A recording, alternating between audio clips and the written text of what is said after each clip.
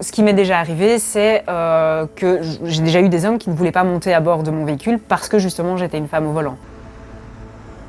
Je m'appelle Mélanie Pat, j'ai 32 ans, je suis conductrice au TEC à Houdain depuis un peu plus de 3 ans maintenant. On a une augmentation du service contrôle sur le terrain. Donc une augmentation, je veux dire, les contrôles sont plus réguliers qu'à l'époque. Je pense qu'en 2023, j'ai dû avoir 3 ou 4 contrôles sur l'année, ce qui est très très peu.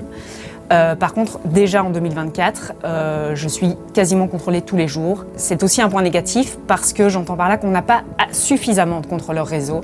Il en manque. L'augmentation n'a pas eu lieu depuis plus de 20 ans, donc on est toujours au même nombre de contrôleurs réseau qu'il y a 20 ans. Alors qu'à côté de ça, tout le reste a augmenté. Les agressions ont augmenté, la population a changé. Il y a clairement eu un avant-Covid et un après-Covid. Les gens sont de plus en plus agressifs, les gens ont moins de patience et donc ça amène une quelconque tension à bord des transports en commun. Et donc pour cela, on demande un renfort au niveau du service contrôle. Alors je n'ai jamais subi d'agression au sens propre du terme, donc une agression qui me mettrait en incapacité de travail. Heureusement d'ailleurs, heureusement pour moi.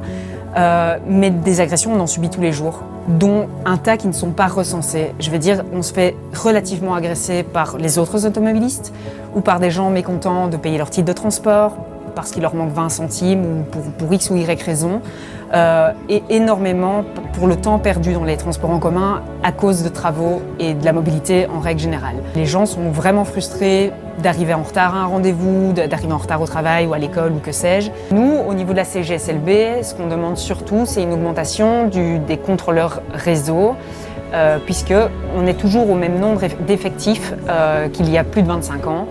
Et ça, les choses doivent changer puisque justement la société évolue, la société change et donc on demande plus de contrôle à bord des bus pour augmenter une visibilité et pour augmenter la sécurité. Il y a également des opérations qui sont mises en collaboration, qui sont mises en place en collaboration avec les services de police.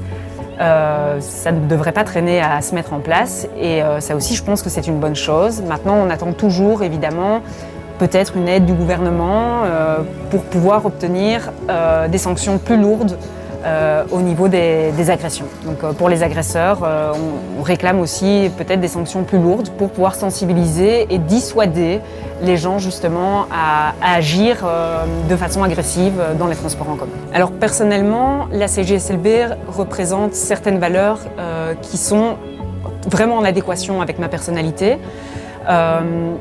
Je vais me battre pour le pouvoir d'achat en règle générale. On parle notamment d'une augmentation des chèques repas. Ça me tient à cœur, vu l'inflation. Ce qui me tient beaucoup à cœur aussi, c'est l'équilibre vie privée, vie professionnelle. Je suis jeune maman et donc évidemment nos horaires peuvent ne pas toujours être faciles à gérer avec une vie de famille. Et donc tout ça sont des choses que j'aimerais en tout cas me battre pour obtenir peut-être quelque chose un peu plus élargi à ce niveau-là, au niveau du pouvoir d'achat, et au niveau du bien-être au travail en général. On a déjà obtenu une toilette au niveau de la gare du Sud de la Louvière, qui est uniquement réservée aux conducteurs de bus. Et j'espère que ça prendra plus d'ampleur et qu'on en obtiendra à d'autres terminus parce que, en tant que femme, c'est réellement problématique, surtout au vu de nos horaires.